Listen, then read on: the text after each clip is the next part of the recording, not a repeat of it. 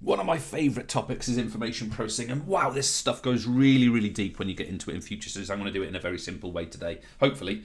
But I want you to be aware that this thing can go quite deep. This is all about how this person has received the information, made the decision, and being able to produce this performance in order to be able to catch, presumably, that ball.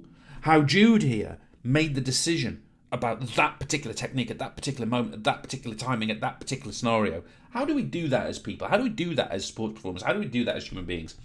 And I'm going to bring in here my old cubes, and I'm going to show a little model to you. Now, I should stress it's a simplified model. Let me change colours and do another one of these. We're going to go for one. We're going to go for two. These are meant to be the same size. I definitely won't achieve that.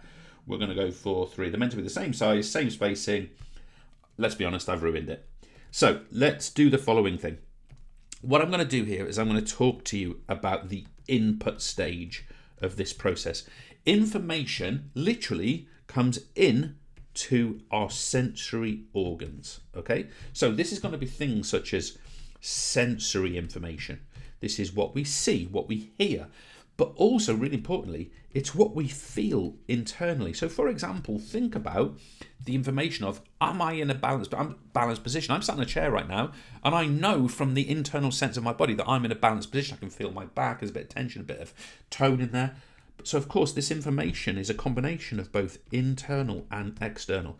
I can also see with my eyes what's in front of me, for example. That is the input. So, for example, going back to the Aussie Rules player above, she's able to see where the ball is travelling, the flight, the trajectory, so on.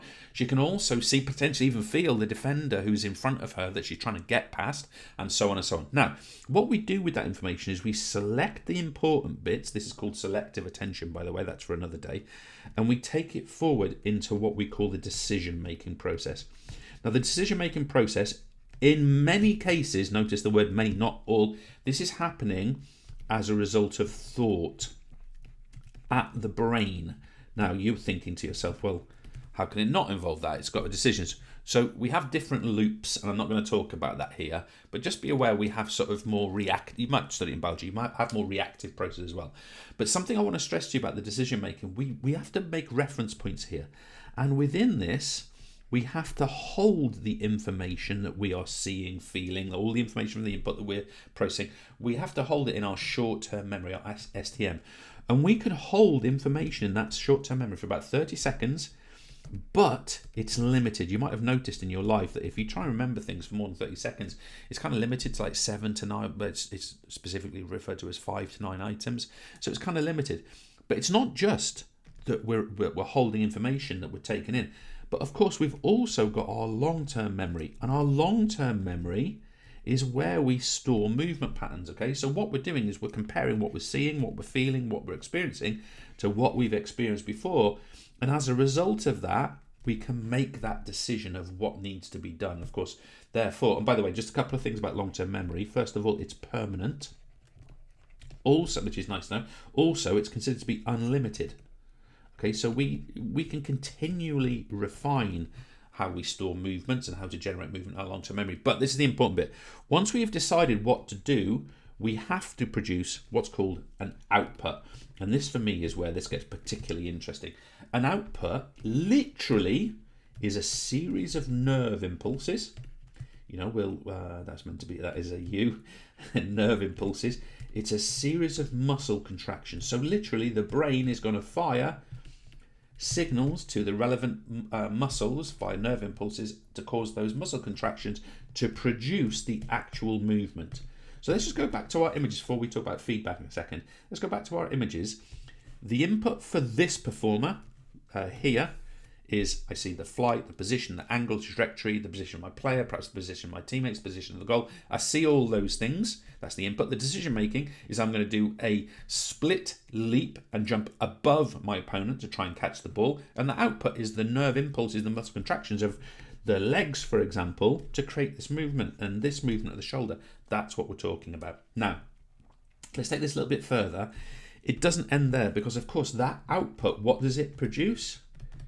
It produces information, and we call that information feedback. So that could be of different kinds. For example, did I catch the ball? That's a type of input, it's a type of feedback. What does it feel like as I'm jumping? That's a type of feedback. Was I praised? That's a type of feedback. So we've got these things occurring in that model. Now, there's a couple of terms I also want you to be aware of. I want you to be aware of something called, and this, by the way, goes way deeper and is actually really fascinating. I'll sort of try and tantalize you. We've got something called limited channel capacity. Limited channel capacity. And what we mean by that is that once maximum capacity is reached, I'll explain this to you, don't worry, is reached, no further info is processed. So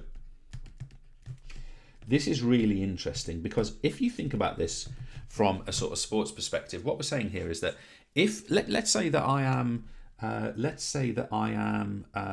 footballer. There's Harry Kane right there. Let's say I'm a footballer and I want to sort of fool or con my opponent. I might do something like throw a dummy or fake or dodge.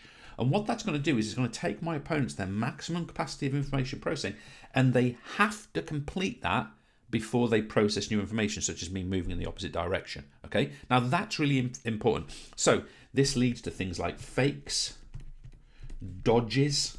You know, for example, I play quite a bit of badminton. I'm telling you, I'm not brilliant, but I'm pretty good. I'm telling you that my overhead clear, my smash, and my overhead drop shot all look exactly the same technique until just before I make contact with the shuttle. That makes it very hard for my opponent not to misread what it is that I'm doing. And the second sort of concept I want to talk to you about is single channel hypothesis, which sounds really technical. It's not particularly, and it relates to information processing, and it's this. And the idea of this is that closed skills,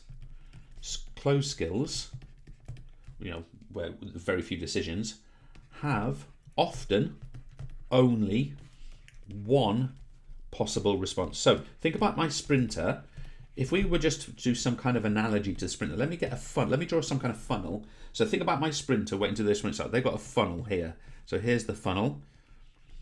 And what maybe this here, this point here, this is where the person makes the decision. This is the timing.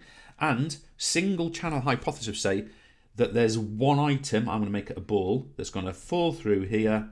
This perhaps is where the gun goes, and at this point they're going to make the decision. But when I'm defending in basketball, for example, or when I'm playing in a game, there are lots of possible decisions. There are lots of possible alternatives. So can you see that in order to make the air quotes correct decision, this one, I've got to filter out all of the things to get to the decision making. What this means is it takes longer. So what you will find is that reaction times, which is how long information processing takes, what you find is that reaction times are far faster for things like sprinting than they are for things like selecting the appropriate skill in an open condition like shooting at a goal. That's what we mean by single channel hypothesis. Cheers.